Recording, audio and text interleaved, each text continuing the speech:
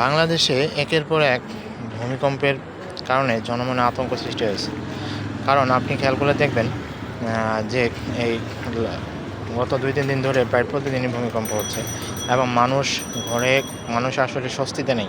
মানুষ একটা আতঙ্কের মধ্যেই আছে। কারণ এই আতঙ্কের মধ্যে থেকেই তারা তাদের কাজ চালিয়ে যাচ্ছে এবং তারা চেষ্টা করছে সুস্থ ও সুন্দর মতো জীবনযাপন করতে।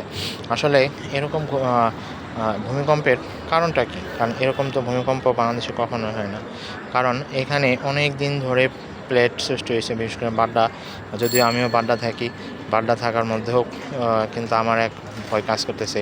কারণ এখানে যখনই বাইরে যাই, বাসায় থাকি, তখনই মনে হয় একটা আতঙ্কের মধ্যে আছি এবং তখনই মনে হচ্ছে আমার ভূমিকম্প হয়ে আমাকে কাঁপিয়ে দিবে, মারা যাবে, এরকম একটা আতঙ্ক সৃষ্টি হয়েছে এবং আমার মতো প্রায় অনেকেই এই আতঙ্কের মধ্যেই আছে।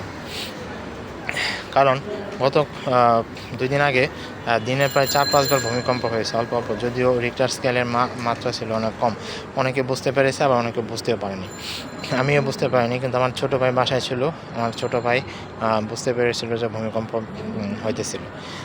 তো যাই হোক, আসলে আল্লাহ যদি আমাদের এই ভূমিকম্প দিয়ে আমাদের উপর গজব সৃষ্টি করে, তাহলে তো আমাদের করার কিছু নাই।